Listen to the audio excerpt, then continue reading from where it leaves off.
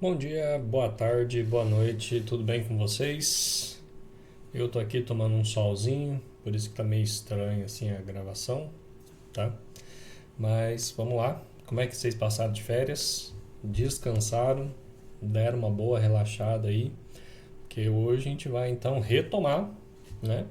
Da onde a gente parou aí, tá? Então, começando aí, passando as competências, habilidades e bases, né, que a gente tem que passar aí em cada começo de semestre. Então vamos lá, vamos abrir aqui a área de trabalho, escola, planos de aula do NSA, do segundo semestre da disciplina de Fundamentos da Informática. Então vamos lá. Para este segundo semestre, o que nos aguarda de bom, de ruim, de especial aí pra gente? Vamos lá. Acho que aumentar o zoom é bom, né? Beleza. Então, pra gente ver aqui as competências, habilidades e bases tecnológicas. Vamos ver. Aqui minha carinha linda. Vamos lá. De competências, habilidades e peraí que eu acho que eu tenho um arquivo que é melhor que esse. PTD, fundamentos. Acho que esse daqui é melhor.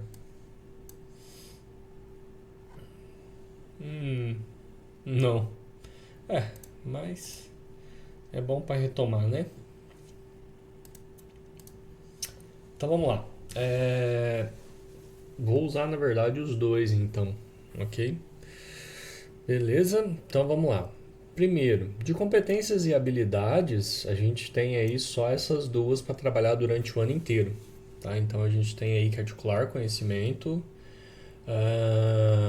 conhecimento de sistemas computacionais e de linguagem de sistemas computacionais. Para articular, então, a gente tem que distinguir a arquitetura de sistema de hardware e software e executar comandos em interface de linha de comando, quem já está vendo isso. E na parte de distinguir de sistemas computacionais, utilizar sistemas computacionais. Né? Então, eu já complementei essa parte até ensinando vocês a formatar o Windows, trabalhar com o sistema operacional Windows, como corrigir possíveis problemas nele, né? E aí falando um pouco das bases tecnológicas, vamos já retomar, né, algumas coisas que a gente já viu aí, só para ter certeza, né? Então, olha aí, tudo que a gente viu até o momento.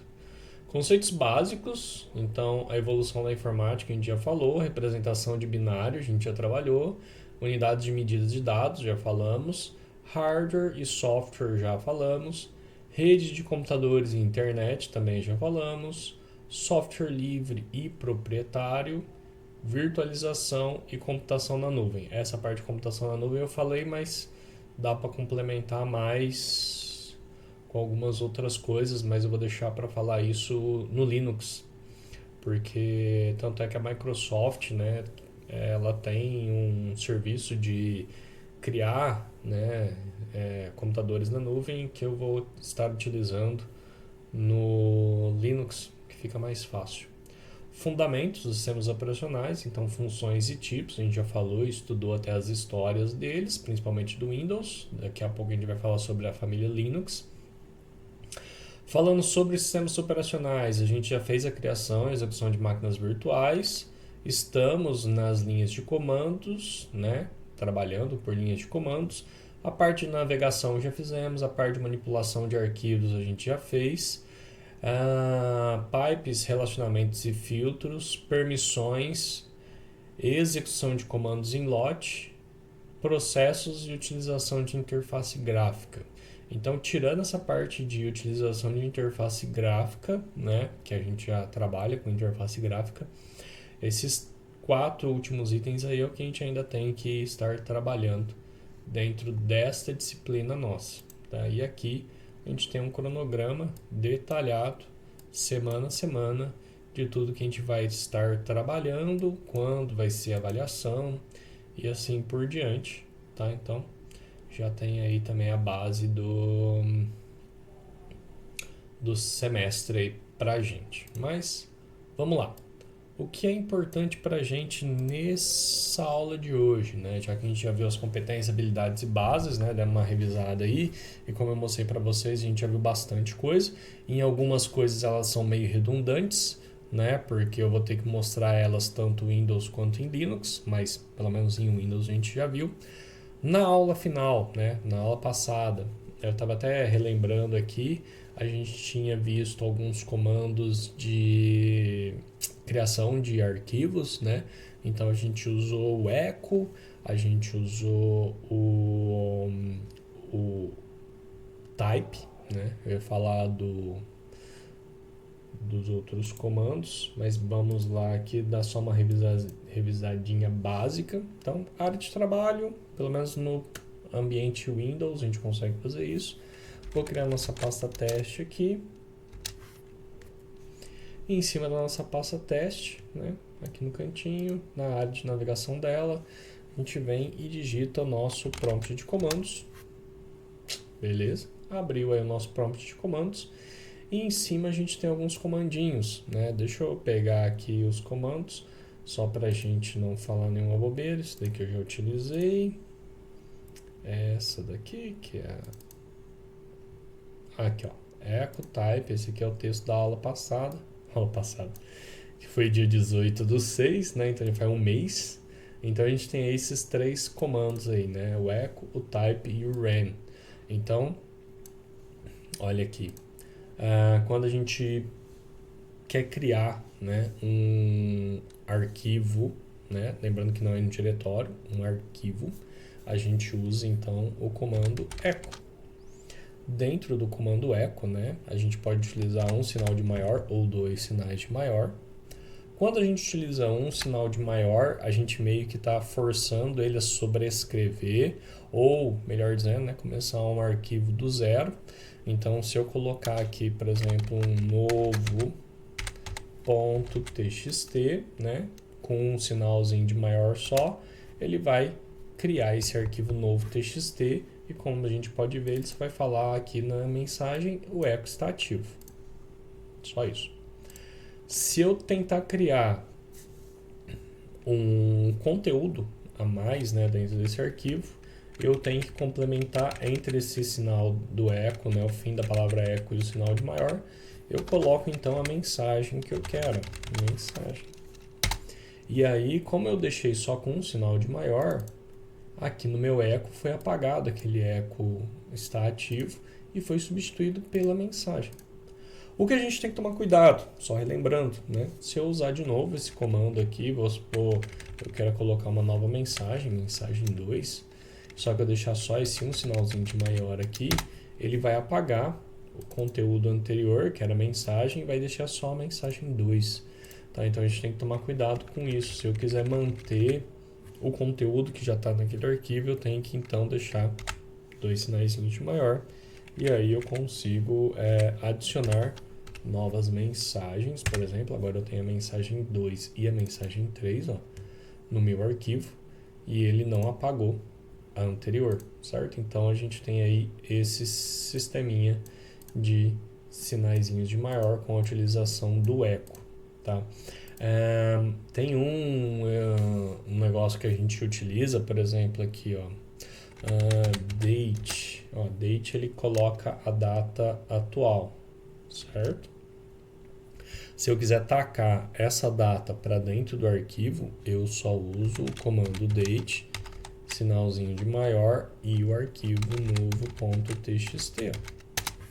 E aí vocês vão ver que dentro do arquivo novo.txt, ó, tem a data, na verdade ele mostrou até a mensagem, né, que não precisava, né, mas ele coloca aqui a data atual pra gente, né? Então quer dizer que pra gente sempre tacar alguma informação do sistema, vamos dizer assim, para dentro de um arquivo que a gente possui, a gente pode simplesmente utilizar o sinal ou dois sinais de maior e o nome do arquivo que a gente quer, tá? O echo, a principal função dele é mandar mensagens para dentro disso. Então, por exemplo, se eu quiser fazer algo desse tipo aqui, ó, echo, olá sala, opa, tá vendo?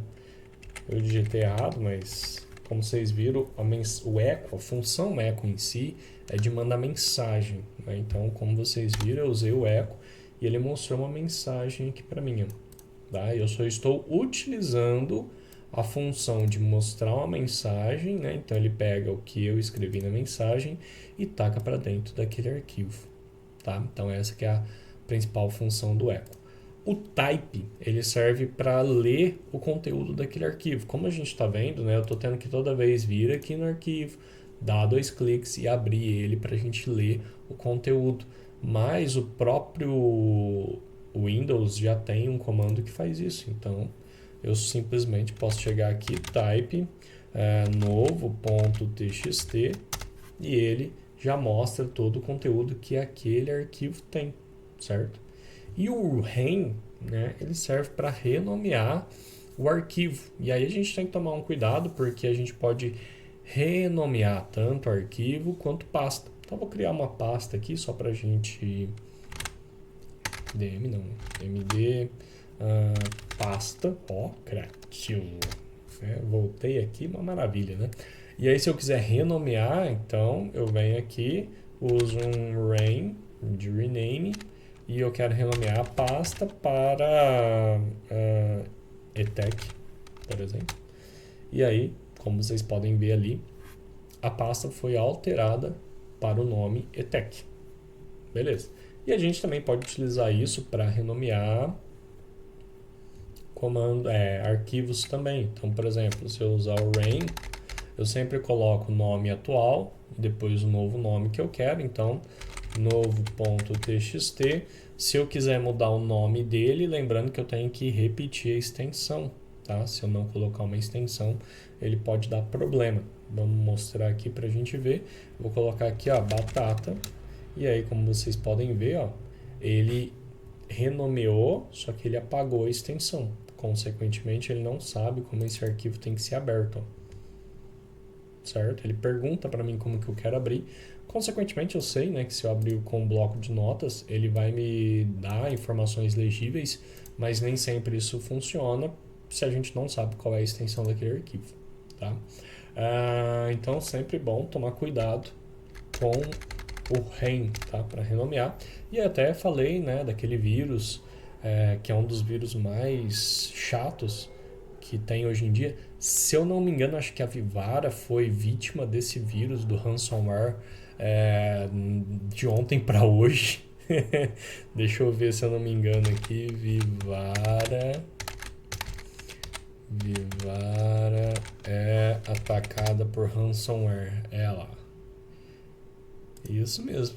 A Vivara é atacada pelo ransomware. Quando que foi? Olha lá, foi ontem. Olha lá.